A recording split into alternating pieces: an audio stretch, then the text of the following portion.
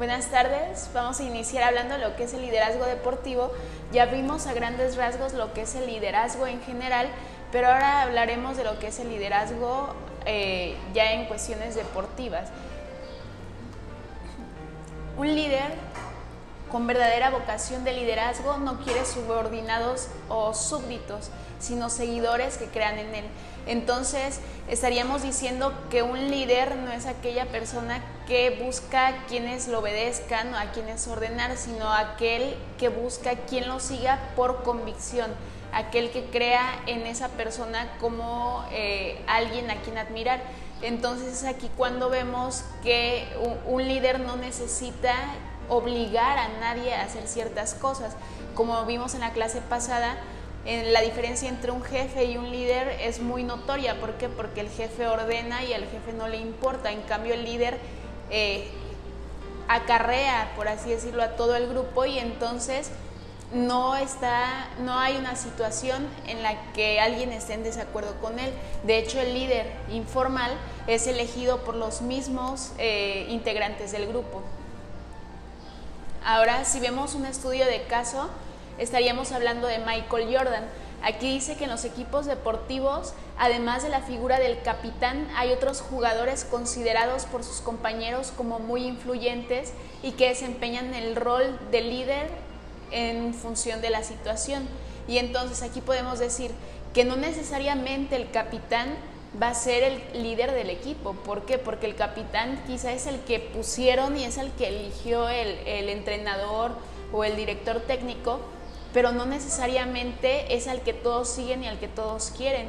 Entonces estaríamos hablando de que esa persona puede ser diferente en diferentes situaciones.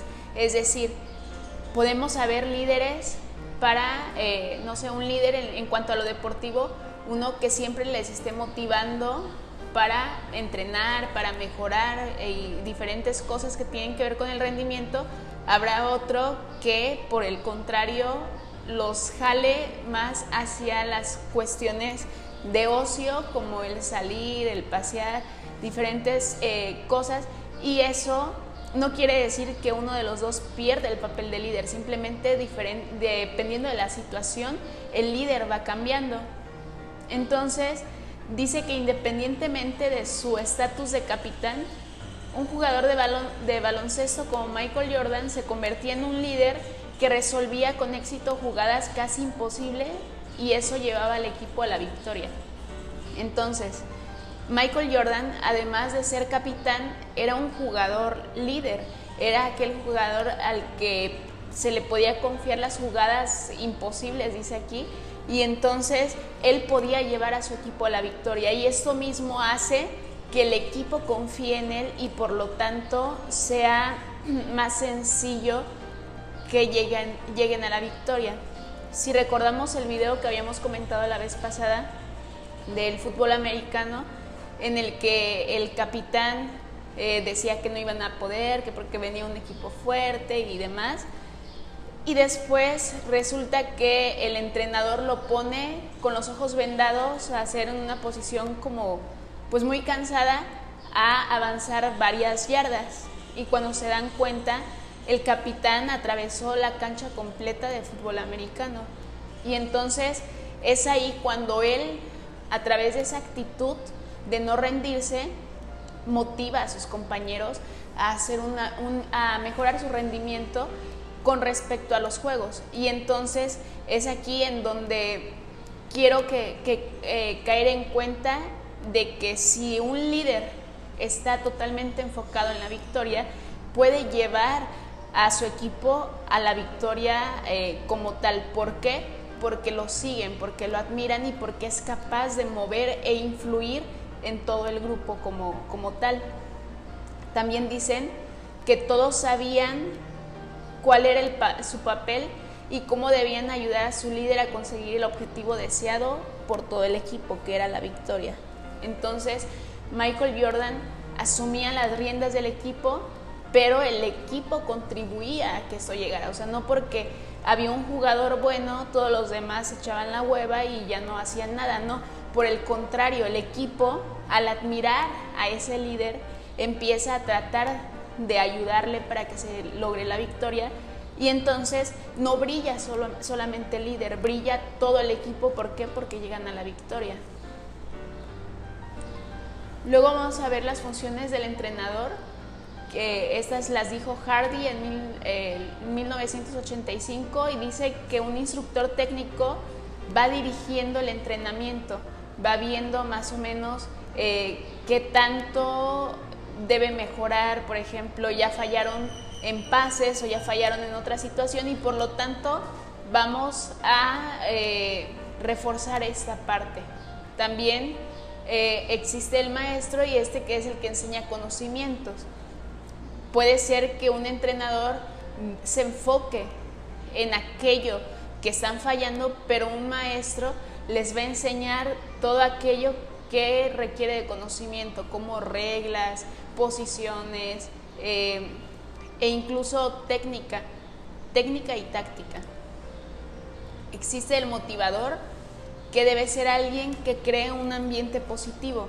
Si el ambiente del grupo es negativo, los resultados van a ser negativos. Entonces debemos crear un clima de grupo cómodo, en el que haya confianza, en el que haya, si alguien se equivoca, no tenga miedo a las críticas del grupo, pero tampoco se sienta con tanta confianza como para fallar las veces que quiera o las veces que se le antoje, sino que haya un clima de confianza, pero de responsabilidad a la vez. Y entonces esto solamente se logra creando un buen clima, que todos se lleven bien y que todos se respeten.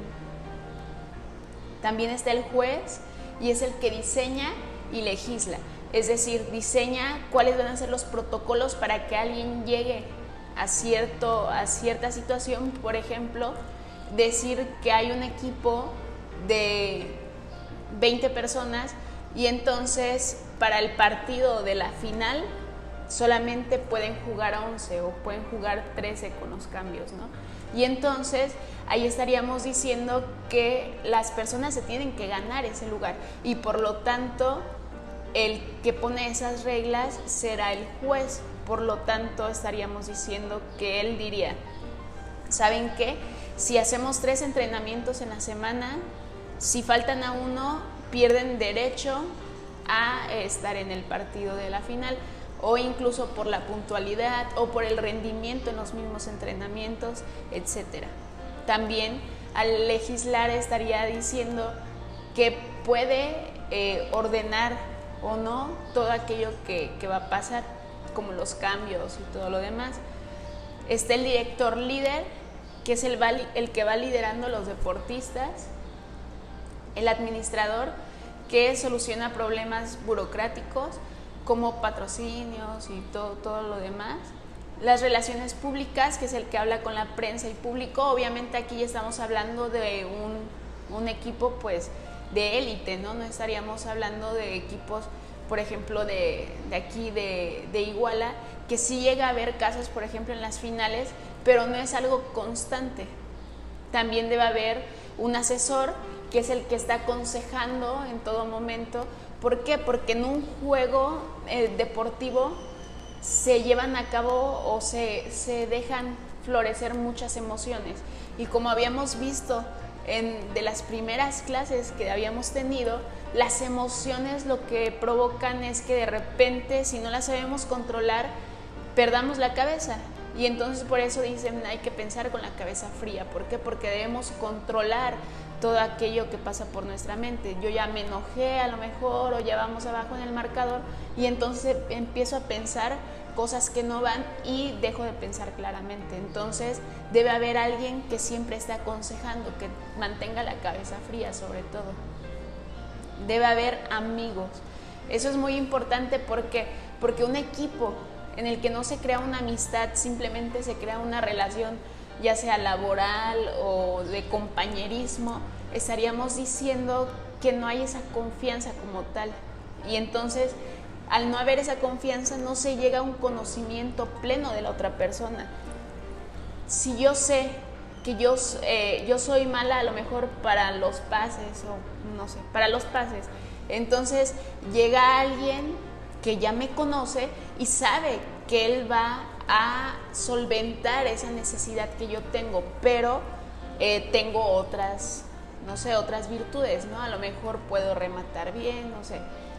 Y eso va a llevar a que el equipo, al conocerse bien, se sostengan unos con otros y por lo tanto se llegue a un mejor rendimiento grupal, no solamente individual, porque el rendimiento individual va a depender de muchas cosas, pero el rendimiento grupal va a depender de cómo se fusionen las fortalezas y las debilidades de cada quien.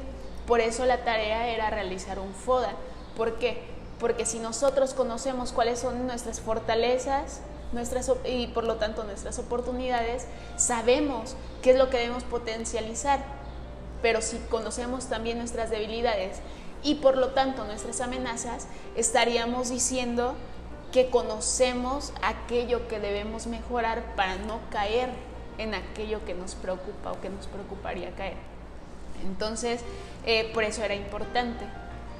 Debe haber un padre o una madre apoyando. Entonces, lo que comentábamos también en la clase pasada era, si está tu mamá o tu papá, hay de dos. Se supone que los estudios en psicología social, psicología de los grupos, hablan de que hay dos tipos de personas. La primera, que es que cuando ve a alguien importante para él o para nosotros en el público, se va a motivar más y por lo tanto su rendimiento va a mejorar. ¿Por qué? Porque se quiere lucir, porque se siente mejor, se siente apoyado, siente que alguien a quien esa persona quiere lo está viendo y por lo tanto se siente contento y eso hace que sus movimientos sean muchísimo más fluidos. Pero el segundo tipo de persona es aquella que cuando ve gente importante viéndola, se pone nerviosa, sus movimientos empiezan a falsear y entonces el rendimiento no es el mismo. ¿Por qué? Porque el miedo a quedar mal con aquella persona a quien quieren es tanto que terminan por fallar. Entonces es importante conocer cuál de estos dos tipos de personas es para poder saber cómo se va a entrenar. Y entonces, si a mí me pone nervioso que estén mis papás o mi novio o quien sea, eso tendría que irlo como internalizando y entonces en los entrenamientos que de repente me vayan a ver e irse acostumbrando a esa sensación de nerviosismo para cambiarlo. Y entonces podríamos estar diciendo que el rendimiento va a mejorar. ¿Por qué? Porque se entrenó esa emoción que fluye a la hora del juego. También debe haber un científico que esté analizando y esté evaluando todo lo que pasa en el equipo. Y entonces, pues se supone, aquí en México no está tan avanzada la psicología deportiva, pero sería necesario. Los equipos por ejemplo, de fútbol muy grandes, pues claro que tienen sus psicólogos deportivos. La CONADE tiene psicólogos deportivos, incluso en el ejército hay psicólogos deportivos porque muchos militares son jugadores olímpicos. Entonces, pero por ejemplo en las pequeñas ligas, por ejemplo aquí en Iguala, en donde estamos, no hay psicólogos deportivos. A la gente no le interesa invertir en un psicólogo deportivo. ¿Por qué? Porque para empezar ni saben cómo funciona y entonces desde ahí viene el problema. ¿Por qué? Porque un psicólogo deportivo va a evaluar y va a analizar qué es lo que está pasando en las diferentes situaciones de acuerdo e incluso en las emociones que el jugador tiene a la hora del juego, de la competencia.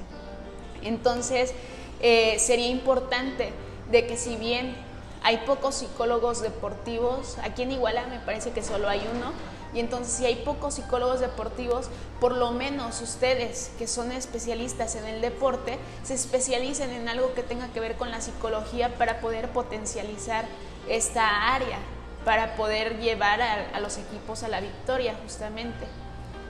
Entonces debe haber un político que se relacione con personas de poder y debe haber siempre estudiantes que estén en disposición para oír, aprender y estudiar lo que se les ha dado por medio del entrenamiento. Entonces, un alumno que no es dedicado no va a poder llegar a la victoria, y entonces alguien que ya cree que es el mejor en el deporte que practique, en el que sea, cuando se cree que es el mejor, pues va a afectar significativamente. Entonces, obviamente es muy cierto que se deben creer la actitud de pues soy el mejor. De hecho, hay una película que se llama Atrápame si puedes, en donde se puede ver muy claramente el trastorno, es un sociópata, y entonces el papá de este hombre le decía que los Yankees no siempre ganan por ser los mejores jugadores, sino por el uniforme que traen. Y entonces es ahí en donde caemos en cuenta. Realmente el cómo nos vemos refleja el cómo nos sentimos y por lo tanto cómo vamos a competir. Si ustedes juegan de repente un día con un equipo, no sé, al que ustedes le vayan, al Pumas, al América, al Chivas, al que le vayan, juegan con ellos, cuando regresen a jugar a Iguala, ustedes van a jugar mucho mejor, y no porque su rendimiento haya mejorado, no, sino porque se creyeron que ya pudieron jugar allá, y entonces eso les va a cambiar la motivación totalmente y van a jugar mejor, van a controlar mejor sus movimientos.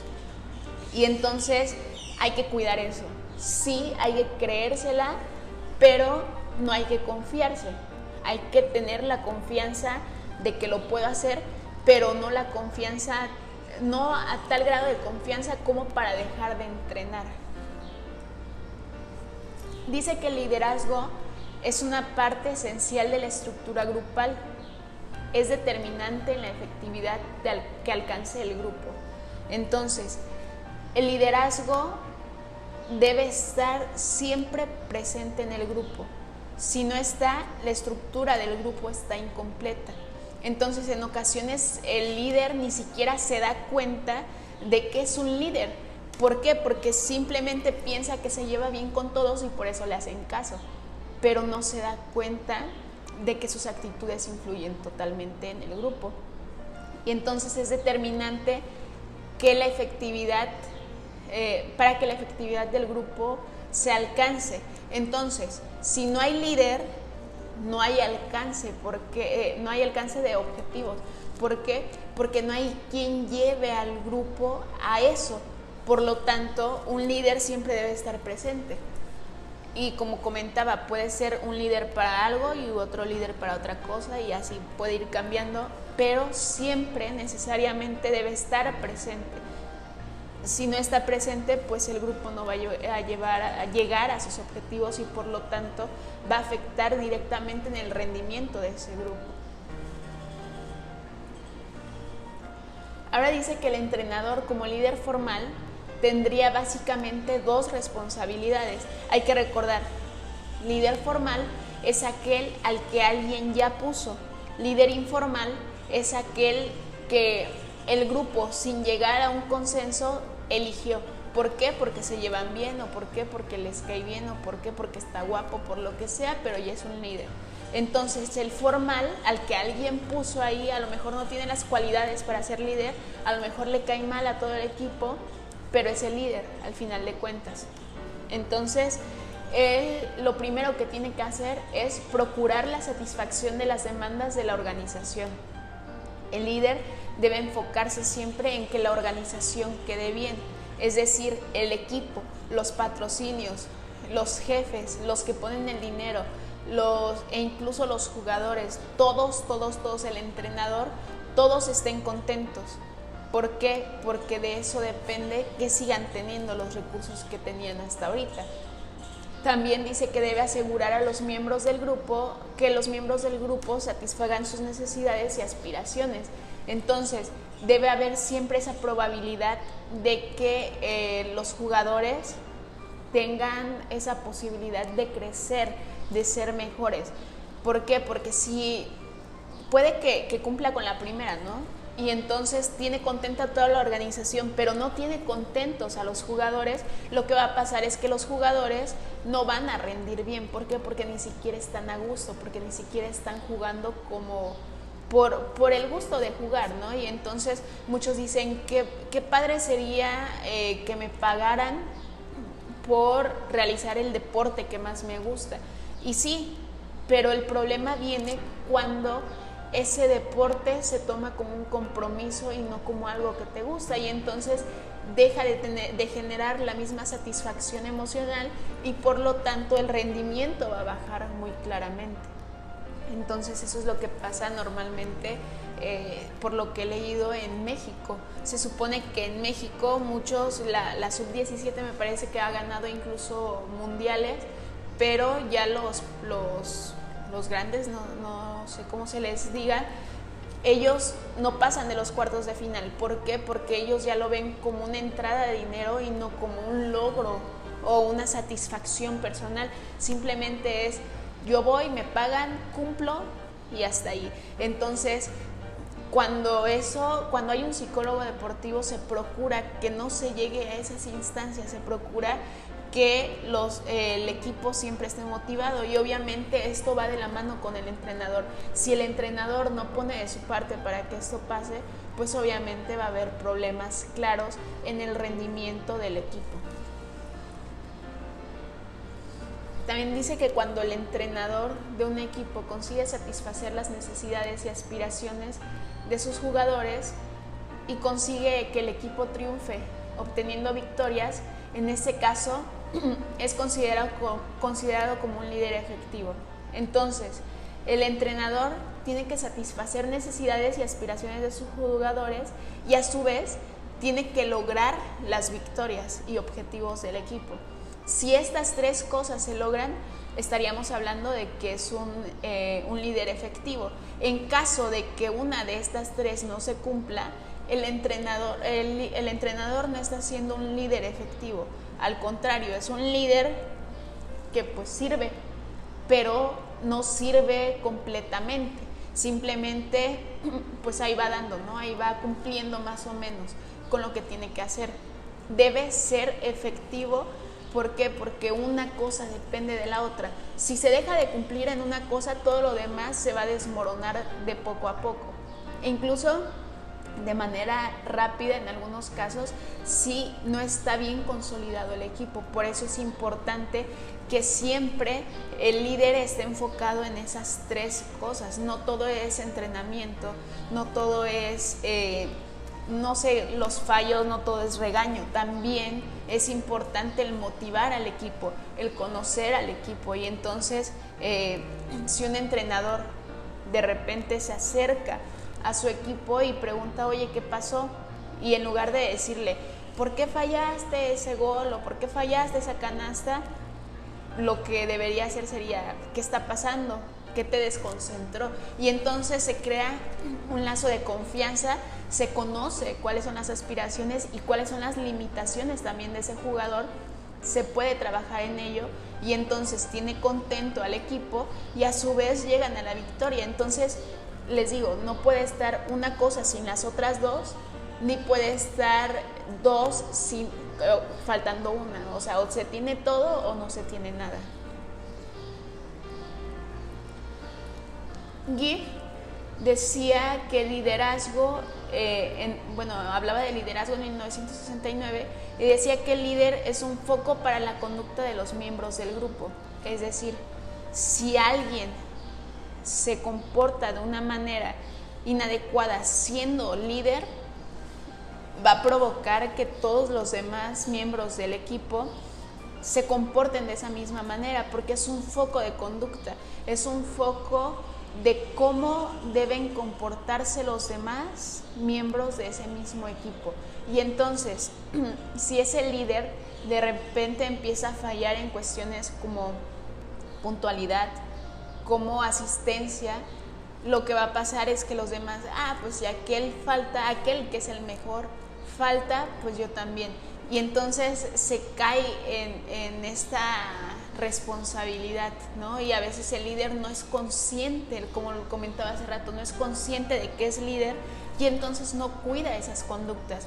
Pero una vez siendo consciente, cae sobre él la responsabilidad de que tiene que comportarse de cierta manera, puesto que el equipo confía en él y que el equipo pues va guiándose de acuerdo al comportamiento de esa persona. También dice que en términos de elección sociométrica, entonces se supone que el líder se comporta o se le mide el rendimiento de acuerdo a cómo se comporta de manera social. Y entonces estaríamos diciendo que es el foco de conducta, como lo habíamos visto en el anterior, se empieza a medir de acuerdo a cómo se comporta en la sociedad, y de acuerdo a eso también puede perder su papel de líder. ¿Por qué? Porque alguien que a lo mejor era el mejor, de repente empieza a fallar y va a surgir alguien que paulatinamente va a cumplir ese papel, y por lo tanto pierde ese papel de líder y el foco de conducta ahora está acá. Y entonces eso sería lo ideal, claramente, pero no siempre ocurre así. También dice que se define como el miembro del grupo que ejerce más influencia sobre el resto. Este miembro del grupo va a poder mover a todo el grupo sin necesidad de obligar a nadie. Tiene ese poder de influencia, e incluso muchas veces son inteligentes en la manera en cómo actúan. Por ejemplo, si se quieren saltar un entrenamiento, no van a llegar y decir, ¿saben qué? Vámonos todos. Claro que no, empezarían como, ay, hace calor, deberíamos irnos a una alberca, no sé. Pues sí, pero tenemos entrenamiento, pues hay que saltárnoslo. Y entonces su influencia llega a tal que ni siquiera se dan cuenta de que la intención principal era una, y por lo tanto es muy sutil ese poder que ejerce sobre el grupo, es casi imperceptible. Y también dice que influye en la sintalidad del grupo, es decir, siempre y cuando el grupo esté, bueno, no siempre y cuando, mejor dicho, cuando el grupo está pasivo, este líder puede ejercer ese liderazgo y mover a todo el grupo sin preocupación. También dice que el líder como miembro se lleva a cabo a comportamientos de liderazgo. El líder jamás va a dejar de ser miembro del equipo o miembro del grupo. Siempre va a estar presente en las actividades del equipo, y por lo tanto dentro del grupo va a ejercer su liderazgo. No es como que se va a salir y ¿saben qué? Van a hacer esto y van a hacer el otro, como el autoritario que veíamos o el democrático. No, dentro del grupo y participando con el grupo va a ejercer las funciones de líder.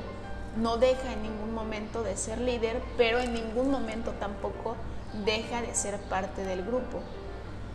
Entonces, ya algo más actualizado, Bass en 1990 decía que el liderazgo es como un eje de procesos grupales, y por lo tanto el liderazgo es un producto de la personalidad del líder y sus efectos sobre los seguidores.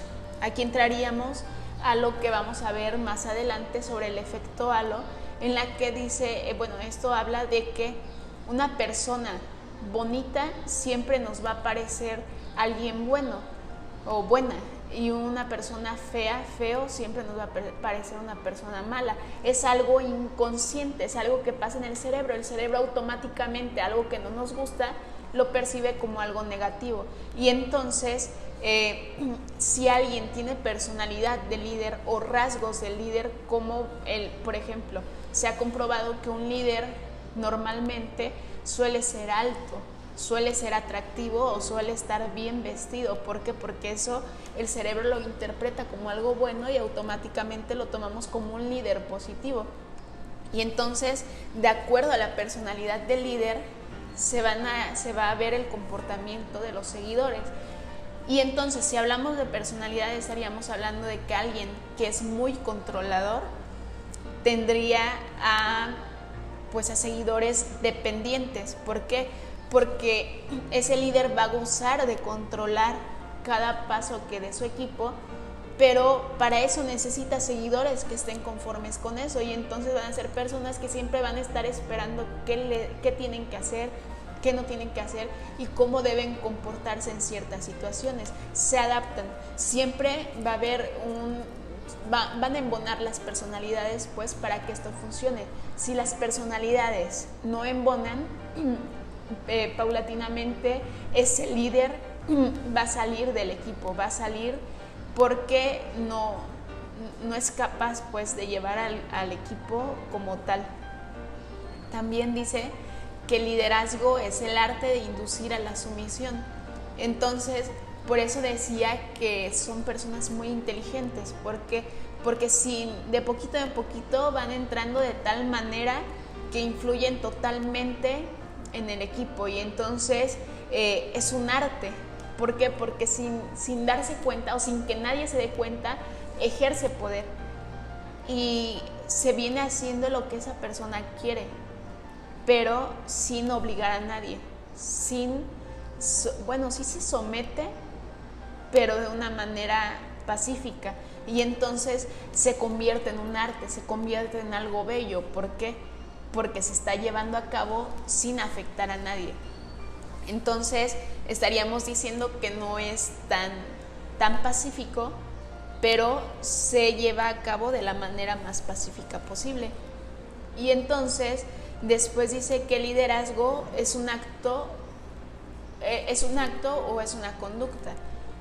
Es decir, Bass dice que si nosotros actuamos como líderes, nos vamos a convertir en líderes. Si nuestra conducta es de líder, vamos a ser líderes posteriormente. ¿Por qué? Porque nosotros nos la creemos. Es lo que les comentaba hace rato de los Yankees, que los Yankees no ganan por ser los mejores jugadores, sino por su uniforme, o que al menos eso decía el señor.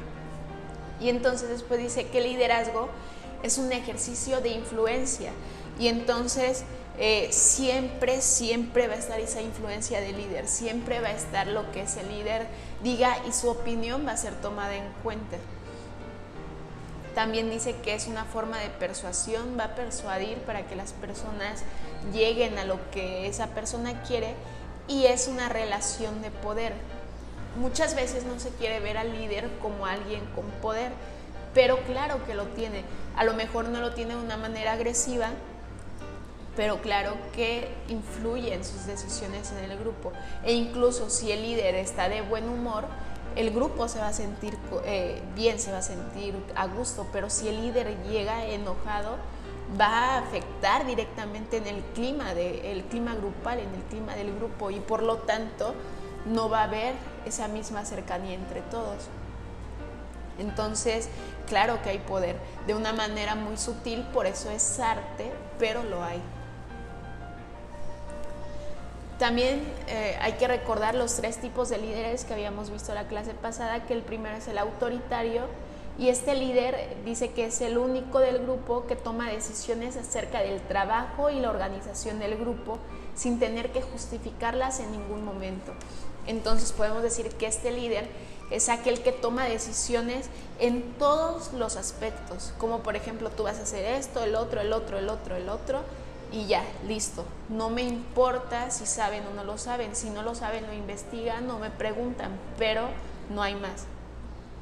También este líder, al ser tan autoritario, normalmente no da a conocer cuáles son las reglas, los premios y los castigos que pasan por no cumplir esas reglas. Y entonces de repente puede pasar que un entrenador te diga, ¿sabes qué? No juegas, esta semana no vas a jugar. ¿Por qué? No te lo va a decir, porque eso es de un líder autoritario. El líder autoritario normalmente no da a conocer sus reglas, normalmente nada más lo hace y ya, no importa si el equipo está de acuerdo o no está de acuerdo. Después viene el líder democrático, que es aquel líder que toma decisiones tras potencializar la discusión en el grupo, recibiendo de buen agrado las opiniones de sus seguidores. Entonces, el democrático busca que todo el grupo hable sobre qué es lo que quieren y qué sería lo mejor para el mismo equipo. Y entonces toma esas opiniones con agrado. Claro, también propone. Por el simple hecho de abrirse a las opiniones de los demás no quiere decir que no va a proponer, pero está abierto a que todos los demás acepten su opinión y él también va a aceptar opiniones de los demás, y entonces en consenso se llega a una opinión general. También este tipo de líder da a conocer y propone cuáles son las reglas, y el equipo decide con cuáles reglas se queda y con cuáles no. También cuáles son los premios, por ejemplo, lo que decía hace rato, si no vienes a entrenar de los 3 entrenamientos por semana, no vienes a entrenar a uno, te quedas sin jugar. Bueno, todos saben y todos tienen entendido que esto va a pasar, no es algo que se lo van a inventar o se lo van a sacar de la manga, todos van a estar enterados de esta situación. Y el liberal, que es el último, es un papel pasivo. Esta persona abandona el poder en manos del grupo y se limita a aportar los medios necesarios. Es decir, puede que el autoritario diga, ¿saben qué? El ejemplo que poníamos la semana pasada, el autoritario dice, ¿saben qué? Para mí, a mí me dijeron que tenemos que entregar proyecto este fin de semana. Y entonces él va a decir, a ti te toca esto, a ti esto, a ti esto, a ti esto, y ya. El democrático diría, ¿saben qué? Me informaron que tenemos que entregar proyecto este fin de semana, yo propongo que nos repartamos el trabajo y entonces cada quien elige sus partes. Y dice otro, no, pues ¿sabes qué? Yo propongo que mejor nos reunamos en una casa, y otro dice, no, ¿sabes qué? Mejor en Drive todos trabajamos. Y entonces se llega a un consenso entre todos, ¿sí? Y el liberal se limita a decir, ¿saben qué? Tenemos que entregar el proyecto este fin de semana. Y ya, ahí acaba su trabajo. ¿Por qué? Porque adopta un papel pasivo, adopta un papel en el que no se hace responsable de los demás y deja que el grupo fluya con naturalidad. Entonces, si aquí no se conocían cuáles eran los criterios para obtener un premio o un castigo, y en todos conocían qué era lo que se necesitaba para tener un premio o un castigo, en no hay premios ni castigos, puesto que al abandonar ese papel de líder, se podría decir que él deja en manos de los demás lo que pasa, y entonces no hay quien evalúe el rendimiento del grupo como tal. Por lo tanto, no hay premios ni castigos. Es de una manera liberal. Con esto no quiero decir que uno de los tres tipos de líder sea mejor que otro. Simplemente se van a adaptar a las diferentes situaciones. Habrá líderes que no necesiten poner reglas, pero habrá líderes que sí. Y entonces todo esto va a depender del objetivo del líder. También dice, vamos a hablar de 2 tipos de líderes aparte. Y el primero es el transaccional. Este líder tiene lugar a producirse en una transacción entre el líder y sus seguidores. Es decir, uno da, el otro recibe, y el otro da y el otro recibe, y así constantemente. Y dice que los miembros del grupo reconocen al líder como autoridad y como líder, mientras que ese proporciona recursos considerados como válidos para el grupo. Entonces, se podría decir que este tipo de líder es el que más conocemos, es el más común de todos. ¿Por qué? Porque es normal de ser miembro del grupo, posteriormente puede llegar a ser un líder, y el grupo lo toma como alguien que liderea realmente al grupo y como alguien que va a llevar a cabo esa autoridad. Entonces no pierde autoridad por el hecho de ser líder, pero también proporciona recursos válidos.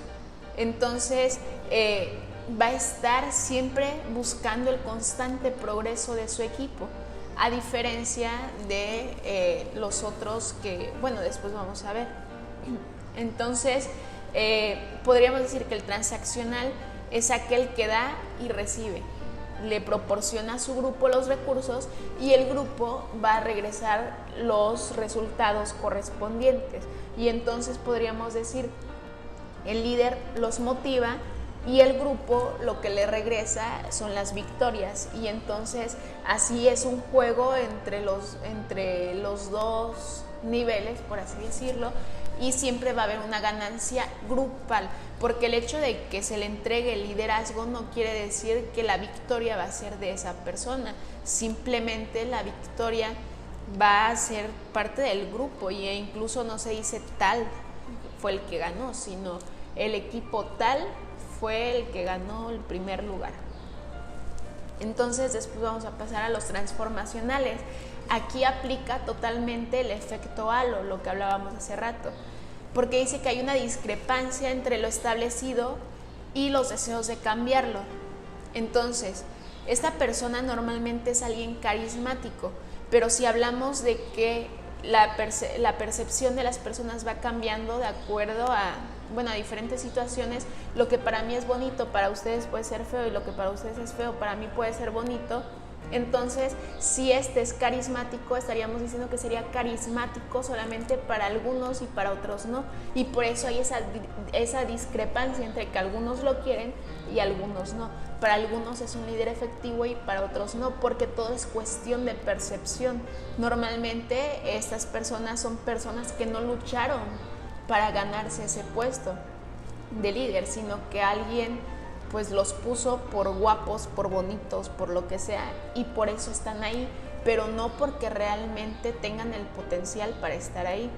También dice que tienen una propuesta nueva con capacidad de ilusionar y convencer a los seguidores.